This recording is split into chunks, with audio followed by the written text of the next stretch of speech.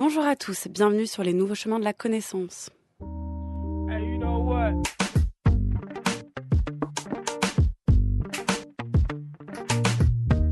Les nouveaux chemins sont parcourus tous les jours par Antoine Ravon, Marianne Chassor, Samuel Legendre, Tristan Grenassia et Adèle Van Red bien sûr. À la lecture des textes cette semaine, Jean-Louis Jacopin. À la réalisation, Nicolas Berger. Avec à la prise de son aujourd'hui, Élise Le.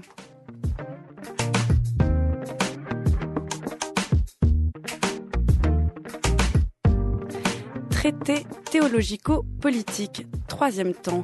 Après Maxime Rovert, qui lundi vous a présenté les conditions de la rédaction de cet ouvrage paru en 1670, dans une Amsterdam qui basculait de la tranquillité tolérante vers le tumulte politique, 16 ans après le RM qui exclua Spinoza de la communauté juive, après Pascal Sévrac et Ariel Suami qui, hier, se sont interrogés sur le rôle que la superstition joue en religion et en politique et sur les méfaits de toute forme de censure exercée par l'État, censure dont il finit toujours par être la première victime, nous dit Spinoza. J'ai aujourd'hui le plaisir d'accueillir Chantal Jacquet, professeure d'histoire de philosophie moderne à l'université Paris 1 Panthéon-Sorbonne, qui vient lire pour vous les premiers paragraphes du chapitre 20 du traité théologico-politique dans lesquels Spinoza entend montrer que dans une libre république, il est permis à chacun de penser ce qu'il veut et de dire ce qu'il pense. Bonjour Chantal Jacquet. Bonjour. La fin de la République, c'est en fait la liberté. Pour former la République, une seule condition a été nécessaire. Que toute la puissance de décider soit remise aux mains de tous, ou de quelques-uns, ou d'un seul. Chacun a abandonné seulement le droit d'agir selon son propre décret, mais non le droit de raisonner et de juger. Ainsi, nul ne peut-il agir contre le décret du souverain sans mettre en péril le droit de celui-ci. Mais chacun, au contraire, peut penser et juger sans la moindre restriction, et par conséquent aussi parler, pourvu qu'il se contente simplement de parler et d'enseigner, et qu'il défende ses thèses par la seule raison, et non pas par la ruse, la colère et la haine, ou avec l'intention d'introduire quelque nouveauté dans la République, par l'autorité de son décret. Par exemple, si quelqu'un montre qu'une loi est contraire à la saine raison, et se prononce pour cela en faveur de son abrogation, s'il soumet en même temps son avis au jugement du souverain, à qui seulement revient d'instituer et d'abroger les lois, et si, entre-temps, il ne fait rien qui soit contraire à ce que prescrit cette loi, il a bien mérité de la République au même titre que les meilleurs citoyens.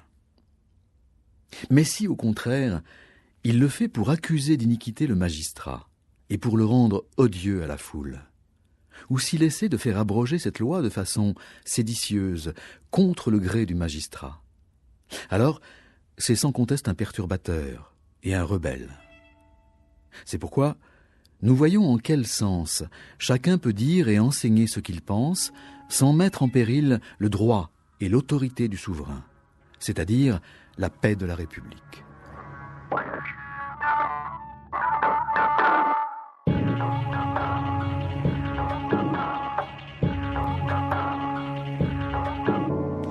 Chantal Jacquet, on vient d'entendre, lu par Jean-Louis Jacopin, un extrait du chapitre 20 du TTP, donc de Spinoza. C'est la dernière phrase du paragraphe 6 et le début du paragraphe 7. À ce moment-là de l'ouvrage, le chapitre 20 est le dernier chapitre du TTP. Spinoza clôt donc son argumentation et il en vient à défendre ce qu'on appelle la liberté d'expression. Mais le TTP, l'objet, le sous-titre l'indique, c'est d'abord la liberté de philosopher. Quel rapport entre liberté de philosopher et liberté d'expression à laquelle parvient finalement Spinoza dans le TTP, Chantal Jacquet ?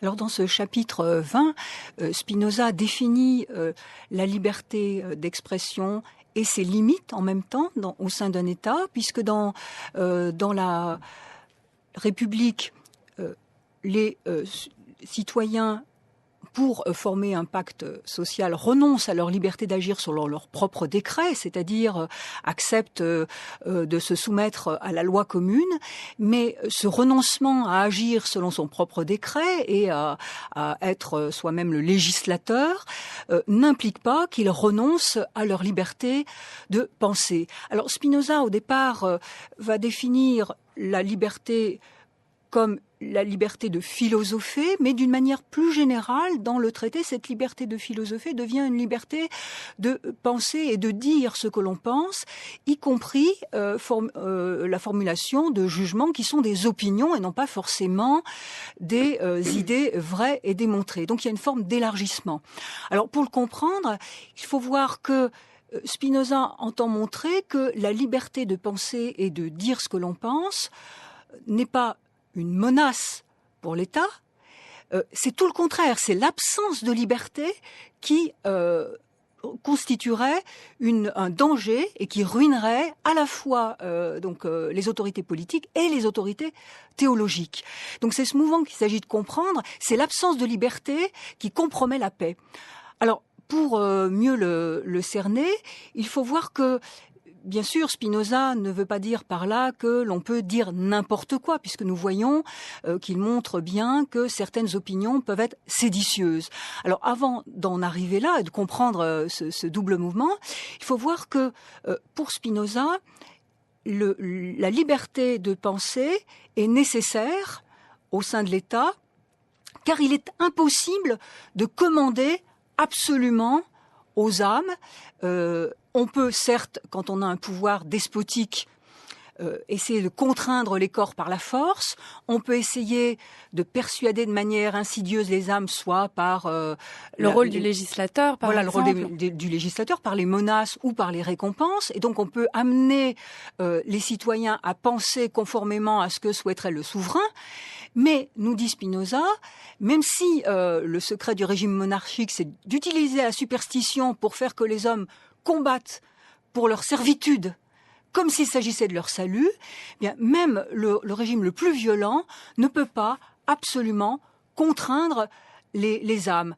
En effet, même si les hommes renoncent à leur liberté d'agir, même s'ils sont soumis aux ordres du souverain, il y a des limites.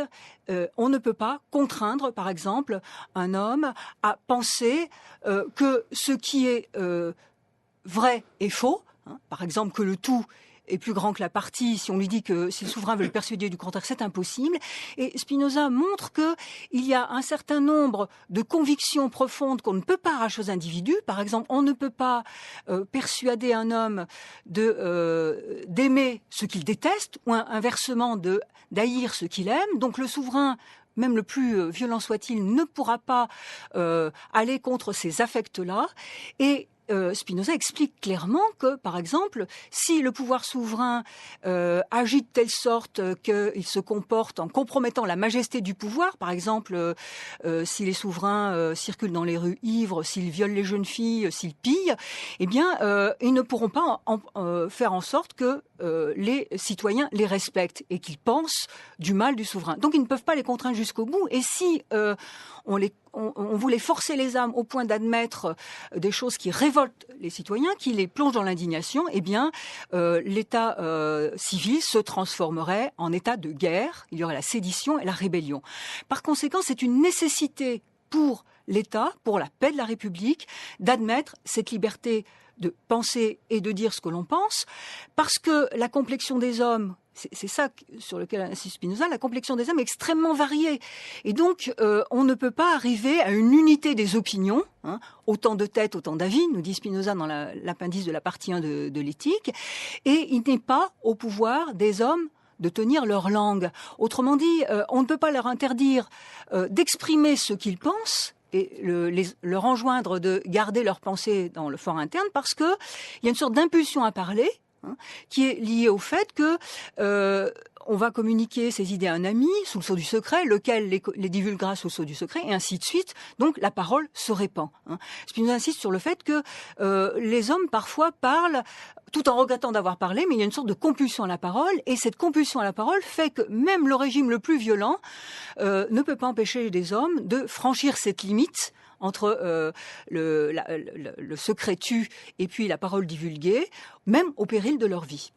En fait, chez Spinoza, il y a cette caractéristique, cette originalité que le pacte social, c'est-à-dire qu'à partir du moment où on a transféré, on a décidé de se réunir, de s'associer avec d'autres individus pour former une communauté et de transférer son droit à un souverain, fait que le droit naturel, à savoir le fait de pouvoir penser, de pouvoir parler, de pouvoir aimer ou ne pas aimer quelque chose, n'est pas effacé, n'est pas gommé.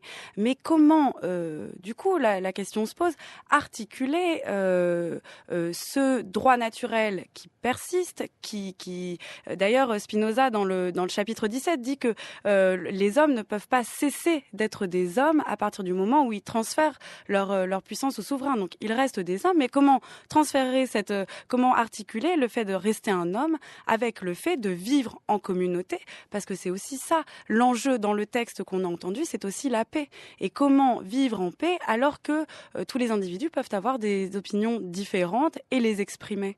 Alors l'originalité de Spinoza tient au fait qu'il maintient le droit naturel dans l'état civil, et ça c'est une démarcation très forte avec Hobbes, puisque Hobbes soutient que lorsque les hommes concluent un pacte social, eh bien le droit naturel fait place au droit civil, il y a un transfert de droit, et Spinoza précise, dans la correspondance notamment, sa différence avec Hobbes, c'est qu'il maintient toujours le droit naturel, et il dit justement que l'état civil, c'est la continuation de l'état de nature. Et je dirais c'est la continuation de l'état de nature par d'autres moyens, c'est-à-dire qu'on essaye de justement mettre un terme aux confrontations entre les hommes qui font qu'ils sont ennemis les uns des autres, au fait qu'ils empiètent les uns sur les autres, et donc cela signifie qu'à travers le pacte social, on conserve le droit naturel, mais on l'aménage de telle sorte que les hommes puissent vivre en paix. Alors comment ? Eh bien, on ne peut pas effectivement renoncer à son droit naturel de penser, dans la mesure où, même si les hommes se soumettent à un pouvoir souverain, ils ne cessent pas d'être des hommes. Donc quand on dit que le souverain a du pouvoir sur les hommes, Spinoza prend une métaphore assez intéressante, il dit, ça ne veut pas dire, par exemple, qu'il puisse les contraindre à n'être pas des hommes, de la même manière qu'avoir du pouvoir sur une table, ça ne veut pas dire qu'on peut la contraindre à manger de l'herbe. Alors c'est intéressant parce que ça suppose qu'il y a une nature humaine, même si elle est dynamique, même si elle est une puissance d'agir, il y a une nature humaine qu'on ne peut pas contraindre absolument, de telle sorte qu'on ne puisse pas transformer les hommes en bêtes brutes ou en automates. Et par exemple, on ne peut pas les pousser à admettre ce qu'ils ne consentent pas à admettre, quand bien même on voudrait subjuguer leur âme, et donc on ne peut pas leur dicter totalement leur conduite. Et donc, de ce point de vue, l'État le plus violent est obligé d'admettre la persistance de ce droit de penser et d'enseigner ce qu'on pense. Maintenant, évidemment, ça peut avoir des inconvénients, dans la mesure où il peut y avoir la critique du souverain ou des opinions qui seront des opinions déplaisantes à l'égard de certains citoyens. Alors, comment faire pour harmoniser cette diversité qui fait que, nous dit Spinoza, eh bien, en raison de leur complexion, certains, ce qui va inciter certains à la dévotion incite les autres au rire. Comment rendre compatibles ces opinions qui peuvent se frotter et se confronter au point d'entraîner non seulement des différences, mais des divergences, voire des différends. Alors la règle qui est énoncée dans ce chapitre 20 est assez intéressante parce que Spinoza nous dit que l'on a le droit non seulement de penser, mais de dire et d'enseigner ce que l'on pense, puisqu'on ne peut pas empêcher les hommes de parler, mais il en pose des limites pour la paix, c'est-à-dire que un citoyen agira conformément à la paix de la République s'il va critiquer, par exemple, les lois de la République ou certaines mesures qui seront prises en le démontrant par la raison par des arguments pour essayer de persuader les magistrats ou ceux qui sont en charge de la République de modifier ces lois, de les abroger. Mais la limite, c'est qu'il n'a pas le droit lui-même de franchir les lois, de décréter qu'elles ne valent plus. Ça n'est pas de son ressort. Parce que si c'est de son ressort, ça veut dire qu'il a une opinion séditieuse. Et opinion séditieuse, c'est une opinion qui est telle qu'elle rompt le pacte social. حارقين دمنا بمشاكل هايفه والعدو على الابواب. ما العدو كمان في الداخل. وسنين قاعد ينخر في سلطتك زي السوس. Tu es encore plongé dans ces fadaises alors que l'ennemi est à nos portes? Pense plutôt à l'ennemi qui est dans nos murs. Celui qui menace ton autorité. Il faut bien s'en occuper aussi. On t'a déjà mis en garde. Averroès le premier. Si tu t'avises encore de prononcer ce nom devant moi, ne serait-ce qu'une fois, je t'envoie aux galères. Mais je t'en prie, tu es le calife. Tu as toujours raison. Tu pètes et le royaume s'incline. C'est Averroès qui s'est ingénié à diviser le royaume. C'est un hasard s'il démissionne au moment même où l'ennemi nous attaque? S'il envoie Nasser, mon fils, en voyage alors que c'est ici et maintenant que j'ai besoin de lui? Et si l'on trouve les œuvres d'Averroès chez l'ennemi, c'est un hasard? Ces livres sont-ils des secrets d'État? La pensée appartient à l'humanité. C'est d'une simple idée qu'est partie notre nation. Ces pensées résisteront à l'usure du temps, alors que toi et moi et tous les autres, on nous aura oubliés depuis longtemps. Je gagnerai aussi cette bataille. C'est lui et sa pensée qui seront à jamais effacés. Les pensées ont des ailes. Personne ne peut arrêter leur envol. Moi, je peux! Je vais faire brûler toutes ses œuvres. Et lui, je vais le condamner à l'exil. Alors tu anéantiras la culture almohade et tu détruiras l'Andalousie. L'Andalousie, c'est moi! Moi! Pas lui!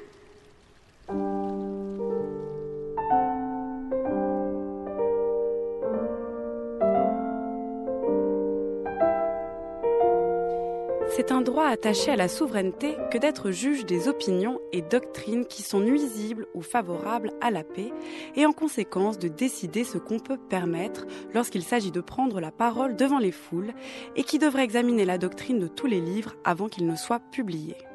En effet, les actions des hommes procèdent de leurs opinions et le bon gouvernement des hommes en vue de leur paix et de leur concorde repose sur le bon gouvernement de leurs opinions. Sans doute, en matière de doctrine, ne doit-on avoir égard qu'à la vérité. Néanmoins, cela n'est pas incompatible avec le fait de prendre la paix pour régler de celle-ci. Car une doctrine incompatible avec la paix ne peut pas davantage être vraie que la paix et la concorde ne peuvent être contraires à la loi de nature.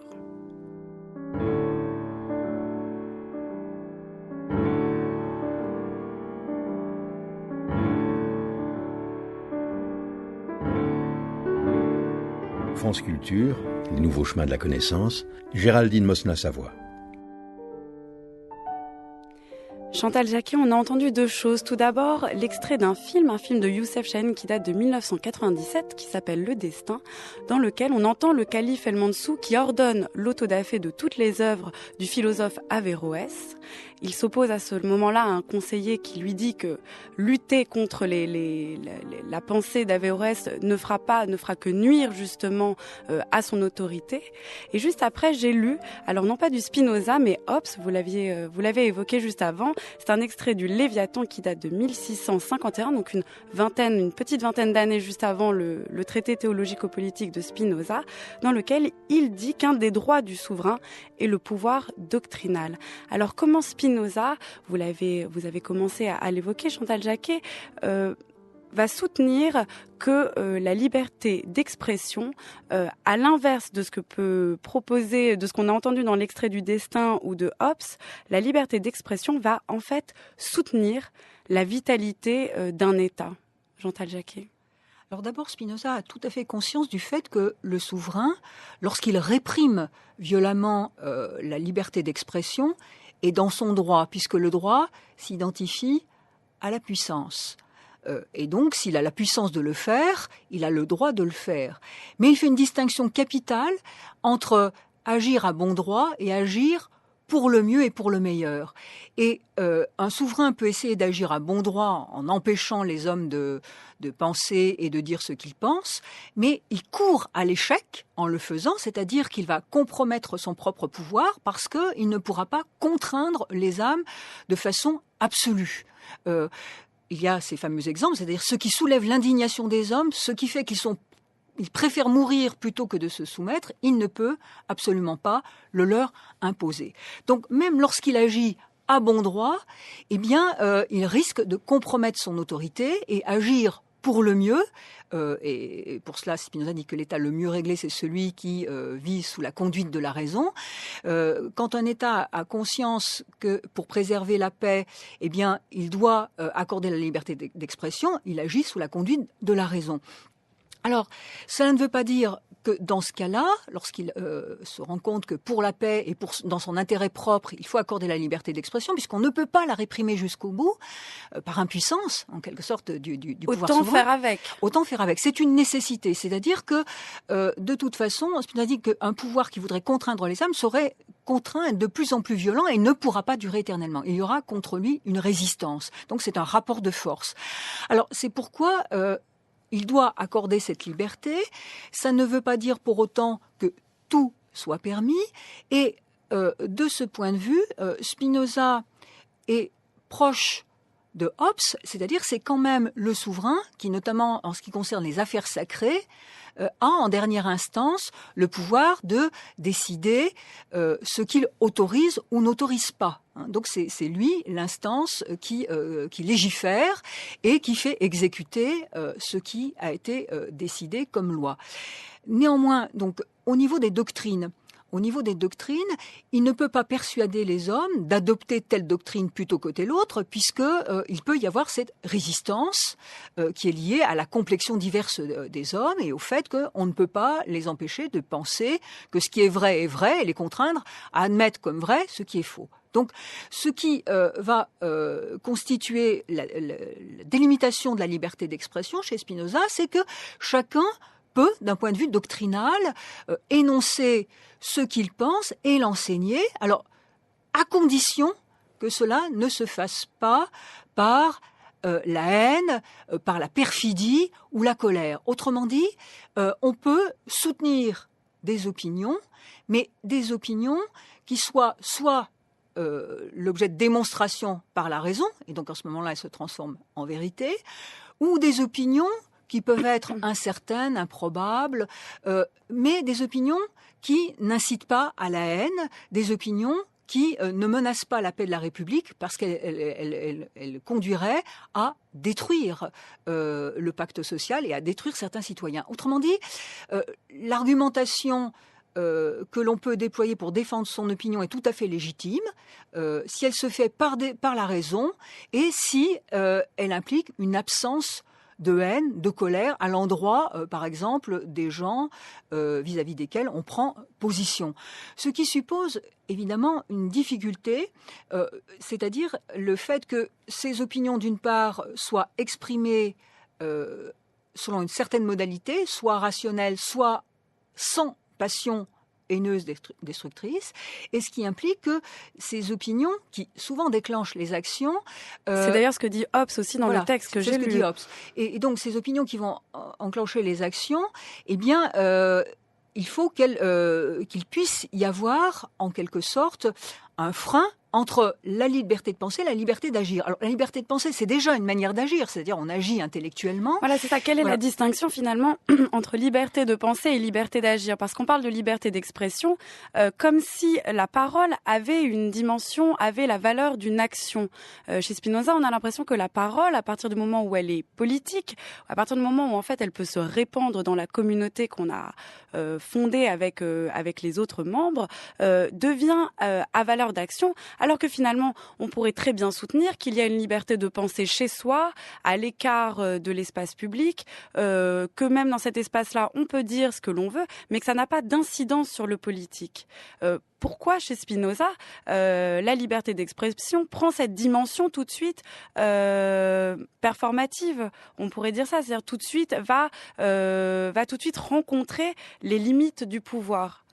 Alors déjà, je crois que le concept d'action mérite d'être précisé dans le contexte parce que il est clair que la pensée est une forme d'action. Au sens où les idées pour Spinoza ne sont pas des peintures muettes sur un tableau. L'idée, il la définit comme un concept que l'esprit forme parce qu'il est chose pensante, et il dit que l'idée, c'est un concept plutôt qu'une perception pour montrer le caractère actif de la formation donc des pensées. Et dès lors, on peut dire que la pensée, c'est une action envisagée sous le point de vue de l'attribut pensée, où une idée c'est une action.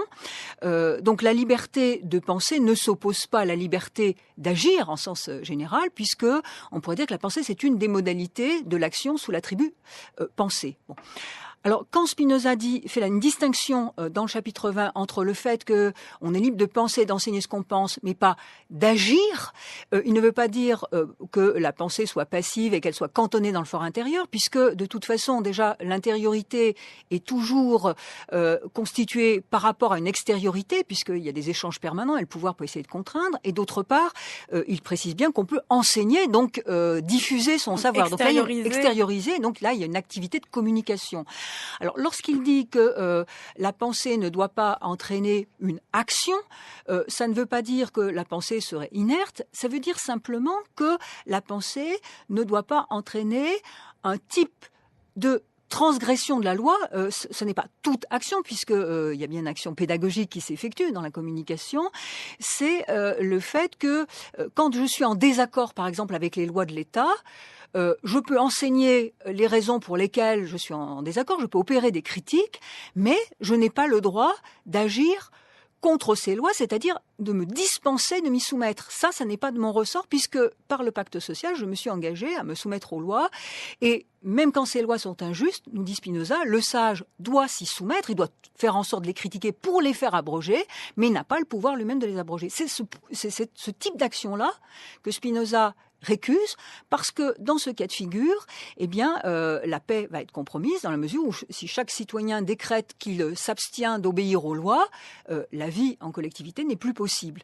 Donc, c'est vrai que la frontière est ténue entre la critique et puis le passage à l'acte, c'est-à-dire le fait que quand je critique une loi, je demande expressément son abrogation, mais je n'ai pas le pouvoir de le faire. Donc, en ce sens-là, si je m'exempte des lois, si je refuse de m'y plier dans les faits, eh bien, pour Spinoza, je serai un séditieux, c'est-à-dire je vais compromettre la paix de la République.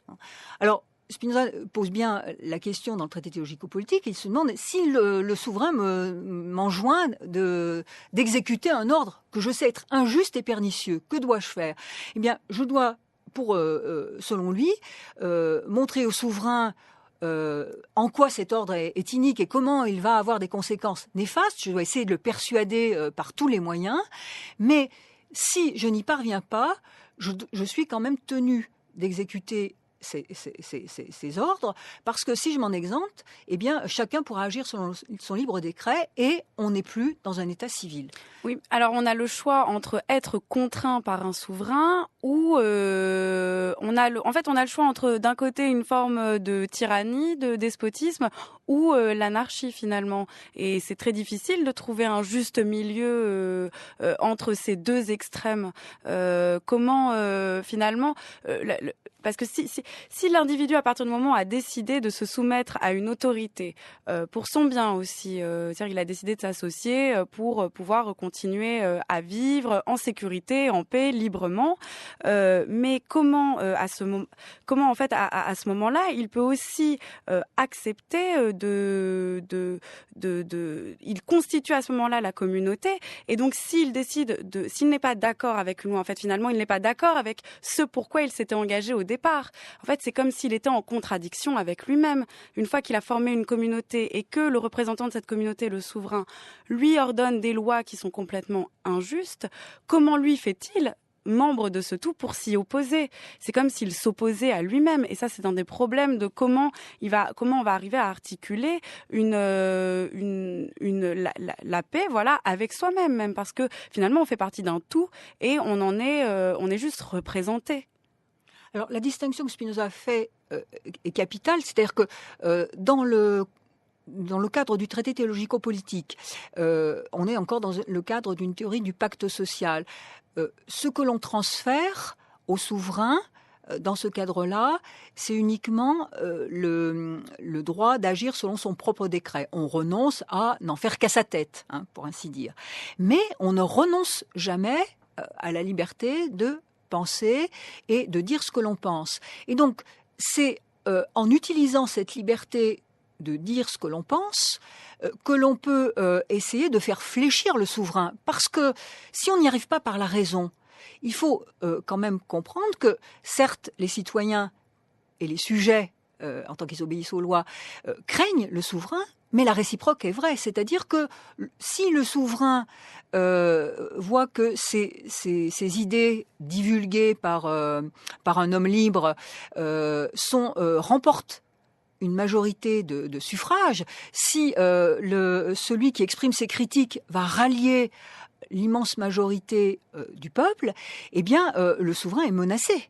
Donc, ou bien il est capable d'entendre, en fonction de son propre intérêt, les critiques qui lui sont faites et d'abroger les lois, ou bien il ne l'est pas, et dans ce cas-là, eh bien, ce qui se passe, certes, le sage n'ira jamais contre les lois au sens où il les abrogera pas, mais la foule est terrible quand elle est sans crainte. Si elle estime qu'il vaut mieux mourir plutôt que de supporter cette tyrannie, si la crainte se change en indignation, eh bien à ce moment-là, il y aura une révolte massive.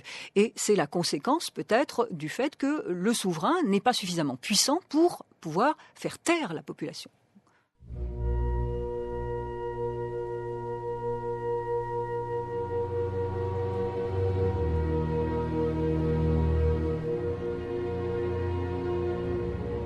La haine ne peut jamais être bonne. Un homme que nous haïssons, nous nous efforçons de le détruire. C'est-à-dire, nous nous efforçons à quelque chose qui est mauvais. L'envie, la moquerie, la mésestime, la colère, la vengeance et tous les autres affects qui se rapportent à la haine ou bien en naissent sont mauvais. Tout ce à quoi nous aspirons du fait que nous sommes affectés de haine est malhonnête et dans la cité injuste. Entre la moquerie, que j'ai dit être mauvaise, et le rire, je fais une grande différence. Car le rire, tout comme la plaisanterie, est pure joie. Et par suite, à condition d'être sans excès, il est bon par soi. Il n'y a assurément qu'une torve et triste superstition pour interdire qu'on se délecte. Car en quoi est-il plus convenable d'éteindre la faim et la soif que de chasser la mélancolie ? Voici ma règle et ce dont je suis persuadé. Il n'y a divinité ni personne, à moins d'un envieux, pour se délecter de mon impuissance et de ma peine, et pour nous tenir pour vertu les larmes, les sanglots, la crainte et autres choses de ce genre qui sont signes d'une âme impuissante.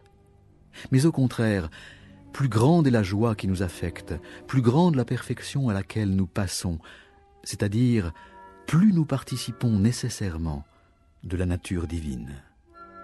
Et donc, user des choses et s'en délecter autant que faire se peut, non bien sûr jusqu'à la nausée, car ce n'est plus se délecter, est d'un homme sage.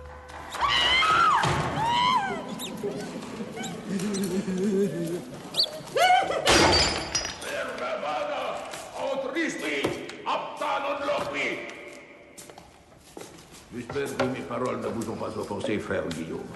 Mais j'ai entendu rire et j'ai rappelé un des principes de notre règle. Le rire est un souffle diabolique qui déforme les linéaments du visage et fait ressembler l'homme au singe. Mais le singe ne rit pas. Le rire est le propre de l'homme. Comme le péché. Le Christ n'a jamais ri. En sommes-nous si sûrs? Rien dans les Écritures n'établit que notre Seigneur ait ri. Rien dans les Écritures n'établit que notre Seigneur n'ait pas ri. On sait que les saints eux-mêmes usaient de la comédie pour ridiculiser les ennemis de la foi. Par exemple, quand les païens mirent saint mort dans l'eau bouillante, celui-ci se plaignit que le bain était trop froid, le sultan y plongea les doigts et s'ébouillant à la main. Un saint immergé dans un bain bouillant n'a pas de ces puérilités ridicules. Il retient ses cris et souffre pour la vérité. Pourtant, Aristote a consacré son second tome de la poétique à la comédie, et il en fait un instrument de vérité. Vous avez lu cet ouvrage? Non, bien sûr que non. Ce manuscrit a été perdu il y a des siècles. Non, c'est une erreur. Il n'a jamais été écrit. Parce que la Providence ne tolère pas que l'on glorifie des futilités. Non, là, je ne suis absolument pas... Assez! Pardonnez-moi, vénérable Jorge. Mes propos, en effet, étaient déplacés. know what's going on here. Ain't no great mystery.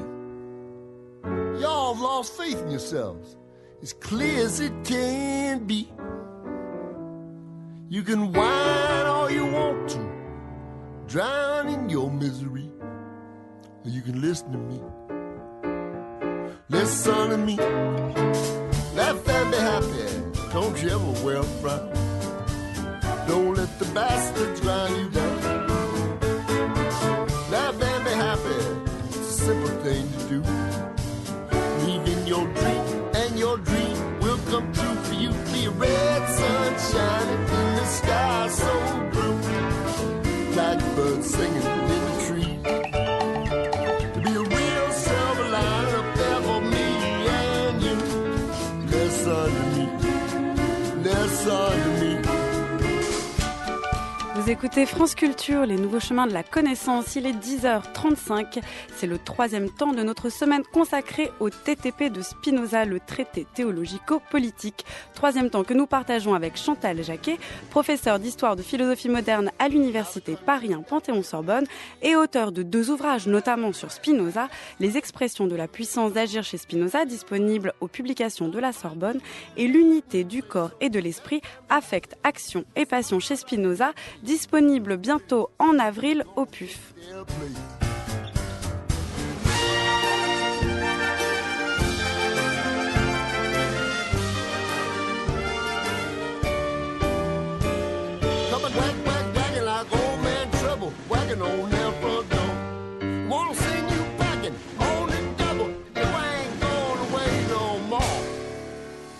Laugh and be happy. Don't you ever wear a frown. Whatever they knock you down. Laugh and be happy. Believe me when I say everything is gonna go your way on top of the world. Chantal Jacquet, petit détour, enfin grand détour par l'éthique de Spinoza qui a été publié en 1677, donc 7 ans après le traité théologico-politique. Détour par sa théorie des affects et notamment la distinction qu'il fait entre le rire mauvais et le rire bon, entre la moquerie et la plaisanterie, qui peut nous permettre de comprendre comment limiter la liberté d'expression, à savoir la liberté d'expression, pour qu'elle puisse s'épanouir. Il faut paradoxalement qu'elle soit limitée, et un critère pour la limiter serait le fait qu'elle ne soit pas haineuse, comme vous l'avez tout à l'heure dit, Chantal Jacquet. Effectivement, la condition qui est requise pour que l'on puisse donner à tous la liberté de dire ce que l'on pense et de le communiquer et de l'enseigner, c'est que ces opinions, c'est-à-dire ici des idées qui peuvent être incertaines, ces opinions n'entraînent aucune haine et soient professées sans haine à l'égard de quiconque. Rappelons que la haine chez Spinoza, c'est un affect triste et c'est un affect qui nous pousse à nous éloigner de la chose honnie, voire à la détruire. Donc une opinion qui incite à la haine ou qui est empreinte de haine est une opinion qui débouche sur une action de destruction et donc qui sera forcément séditieuse puisqu'elle compromet effectivement la concorde et la communauté des hommes. Alors Spinoza, lorsqu'il écrit l'éthique, donc il l'écrit pendant de longues années, même si c'est publié après sa mort, établit une nuance justement entre 2 types d'attitudes que l'on pourrait confondre. On pourrait en effet penser que dans la République, le fait qu'on exprime certaines idées s'accompagne évidemment d'inconvénients et que ça puisse blesser. Donc il fait une distinction entre des propos qui sont des propos haineux, et sur ce point, et des propos qui peuvent être tout à fait compatibles avec l'esprit de concorde. Et ce point l'amène à préciser justement les limites de la liberté d'expression. On peut tout dire en plaisantant, mais on ne peut pas dire les choses en se moquant, pourrait-on dire. Il fait une distinction dans l'éthique qui est capitale pour notre propos entre le risus et irisio, entre le rire joyeux et la moquerie. Alors, quelle est cette distinction ? Eh bien, si j'émets une idée, donc en me moquant méchamment. Autrement dit, en incitant à la haine de l'autre, en incitant à le dénigrer, à le calomnier, à l'avilir. À ce moment-là, mon opinion ne peut pas être professée librement, parce qu'elle elle entraîne la mort du corps social. En revanche, si j'ai affaire non pas à l'irision mais à un risus, c'est-à-dire à la plaisanterie, la plaisanterie, c'est une forme de joie. Une forme de joie, c'est-à-dire quelque chose qui augmente la puissance d'agir. Elle n'a aucune intention mauvaise. Elle est au contraire quelque chose qui, nous dit Spinoza, est d'un homme sage. En effet, elle rajoute que aucune divinité ne demande mes larmes. Aucune divinité ne nous incite à cultiver la mélancolie, cette tristesse qui gagne toutes les parties du corps et qui est presque l'antichambre de la mort. Seuls les superstitieux peuvent croire que les dieux demandent les larmes de leurs fidèles et interdisent de rire. Le rire, dans ce cadre-là, en tant que joie, eh bien, c'est ce qui récrée. C'est une forme de plaisir. Alors, sans excès, parce qu'il ne faut pas que le risus passe à l'irisio, c'est-à-dire qu'il passe à la haine. Il reste dans le cadre d'une passion joyeuse. Mais dans ce cas-là, il est légitime. Et c'est lié au fait que les hommes ont des complexions différentes. Donc, ce qui porte l'un à la dévotion, je le rappelle, incite l'autre à rire. Cette formule que Spinoza emploie dans la préface du traité théologico-politique est à méditer aujourd'hui. Il faut comprendre que certaines doctrines peuvent inciter certains à la dévotion et d'autres au rire. Et si on n'arrive pas à comprendre cela, eh bien, on ne pourra jamais vivre en paix dans la République. Et de quel rire s'agit-il ? Quand certaines doctrines incitent certains à la dévotion et d'autres au rire, de quel rire s'agit-il dans ce cas-là ? Est-ce que c'est un rire, une moquerie, un rire moqueur et mauvais, ou est-ce qu'on est dans le rire joyeux, la joie que Spinoza défend ? Alors, évidemment, quand Spinoza dit ce qui incite les hommes à rire, il peut y avoir deux formes de rire. C'est pas le rire mauvais qui est en fait une forme de tristesse, c'est-à-dire c'est un rire grinçant, pourrait-on dire. La moquerie vise à faire du mal. C'est le rire joyeux qui nous libère de nos propres préjugés, de nos propres vices. Et c'est pour ça que il y a dans la plaisanterie quelque chose qui est inoffensif et qui est quelque chose de joyeux et de léger qui récrée le corps. Et qui récrée le corps et en même temps l'esprit. Alors Spinoza insiste sur le fait que précisément l'éthique invite à une culture des plaisirs et le rire joyeux fait partie de ces plaisirs et c'est nécessaire de le cultiver. Alors il explique pourquoi dans la suite de l'extrait, dans ce scoli de la proposition 45 de la partie 4 de l'éthique, il explique que notre corps est constitué de parties extrêmement variées qui ont besoin d'une alimentation diverse et nouvelle. Et c'est pourquoi il faut faire un usage des plaisirs. Il faut faire un usage des plaisirs diversifié. Donc, le rire joyeux en fait partie. Il dira par exemple, il y aura l'usage des parfums, des plantes vertes, du théâtre, toutes choses qui récréent le corps et qui sont salutaires. Et il explique que c'est nécessaire parce que plus le corps développe ses aptitudes, plus l'esprit est apte à penser. Et donc, en ce sens-là, il y a un rire qui est positif, qui est une forme de plaisir, mais de pur plaisir, sans méchanceté, sans incitation à la destruction de l'autre. Donc, en ce sens-là, ni les autorités politiques, ni les autorités théologiques ne peuvent interdire le rire en tant qu'il est une joie et non pas en tant qu'il est une forme de tristesse et de haine, parce que ce rire, c'est quelque chose qui est l'expression d'une forme de sagesse corporelle et sagesse mentale, puisque l'homme a besoin, pour passer à une plus grande perfection, de développer toutes ses aptitudes et donc d'avoir une forme de récréation. En fait, le rire serait une forme d'affect actif, pour reprendre un terme spinoziste, qui nous permettrait en fait d'apprendre à vivre ensemble d'une certaine manière. Mais le problème aussi avec le rire, et je trouve que la distinction est quand même très ténue entre un rire mauvais et un rire bon, pour le dire très rapidement, c'est que le propre du rire, c'est aussi de faire craquer des conventions, de tourner en dérision des préjugés. Or, tout ça est très relatif. Et on retombe sur le problème de départ de la défense de la liberté d'expression, à savoir comment comment assurer le bien vivre de chacun à partir du moment où on accepte que chacun puisse s'exprimer librement. Pour certains, le rire d'une attitude de quelqu'un va déclencher quelque chose qui n'est pas acceptable pour cette personne qui est visée. Et là, on tombe très facilement dans la moquerie.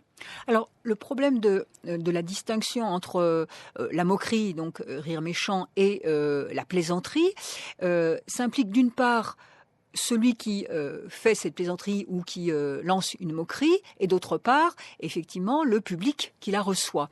Donc ça suppose toujours, dans ce cadre-là, que l'on prenne en compte le public auquel on a affaire.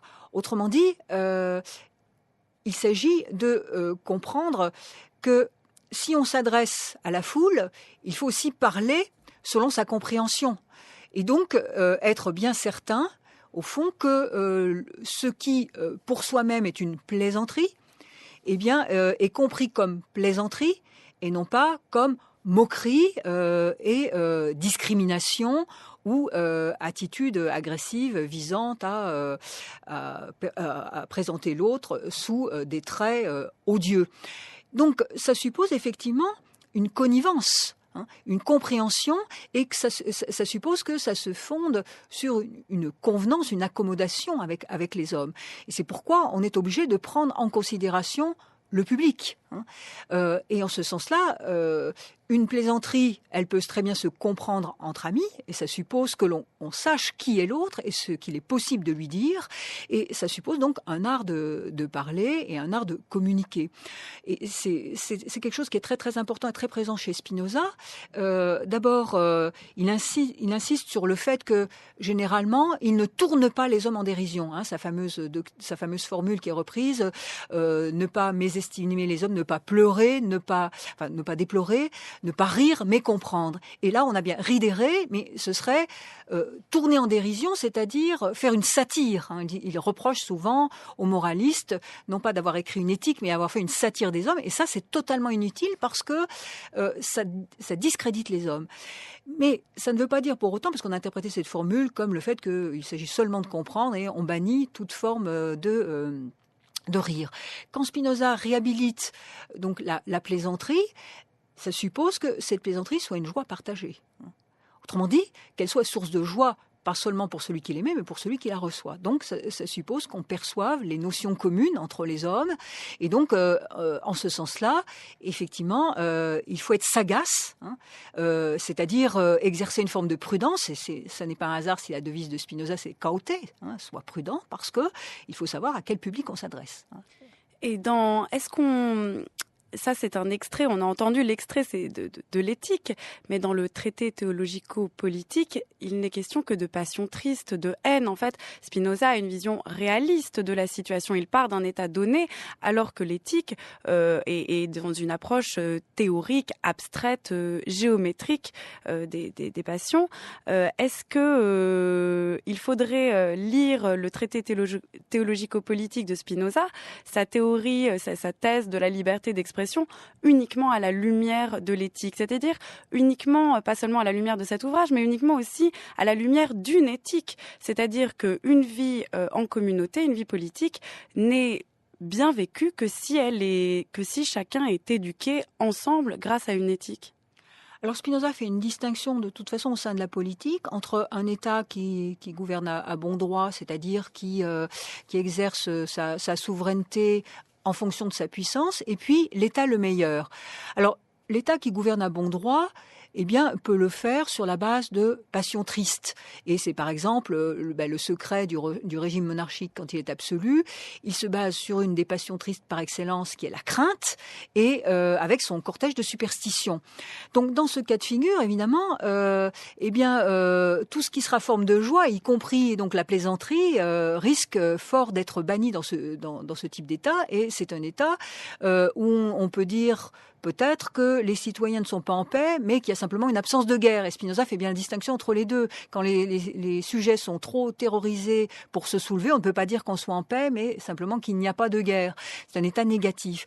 En revanche, effectivement, pour ce qui concerne l'état le meilleur, c'est-à-dire celui qui va, et pour Spinoza c'est la démocratie, celui qui va permettre la liberté, eh bien les hommes sont plus conduits par l'espoir que par la crainte. Quand c'est la multitude libre se caractérise par le fait qu'elle est plus conduite par l'espoir que la crainte, alors que la multitude serve, nous dira Spinoza, elle est plus conduite par la crainte que par l'espoir.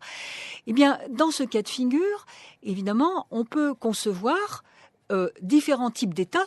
Tous gouvernent à bon droit, mais encore une fois, il s'agit de savoir quelle est la puissance maximale qu'un État peut avoir. Eh bien, l'État le meilleur, c'est celui qui permet la concorde entre les hommes, et cette concorde entre les hommes, évidemment, permet une liberté d'expression qui sera fondée au mieux sur des vérités et pas de simples opinions, et dans les opinions, eh bien, les opinions qui inciteront à la joie. Autrement dit, par exemple, dans le cadre d'une véritable démocratie, eh bien, la plaisanterie a droit de citer sous toutes ses formes, puisque les citoyens ont ensemble des notions communes, ils conviennent en nature, ils s'accordent de telle sorte qu'ils puissent se comprendre et donc partager avec connivence des idées, y compris lorsqu'il s'agit des idées ayant trait à l'humour. Mais là, c'est là que l'éthique est réintroduite, mais Spinoza montre bien que la politique ne se fonde pas d'abord sur l'éthique, c'est lorsqu'on essaye de penser une puissance maximale que l'État, qui vit sous la conduite de la raison, s'efforce d'éduquer les citoyens pour qu'ils puissent s'acquitter de toutes leurs fonctions. Et s'acquitter de toutes leurs fonctions, c'est pas simplement vivre en sécurité pour le corps, mais pouvoir cultiver son âme dans la paix.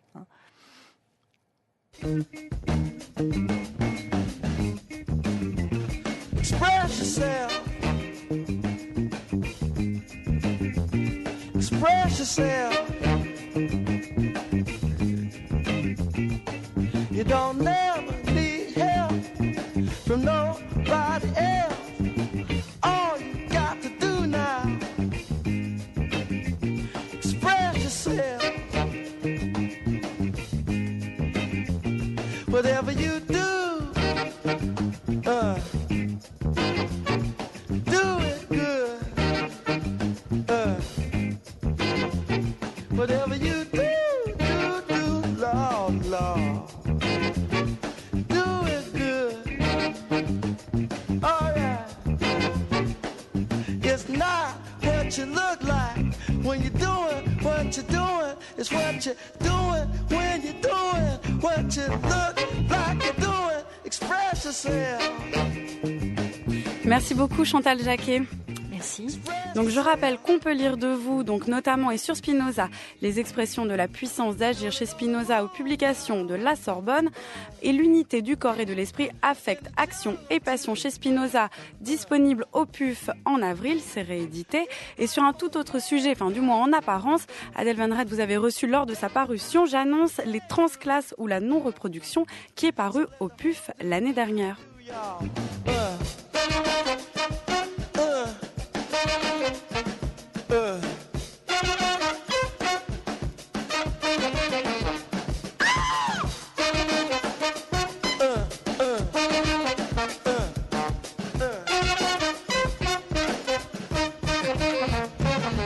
Some people have everything and other people don't. But everything don't mean a thing if it ain't the thing you want. Express yourself.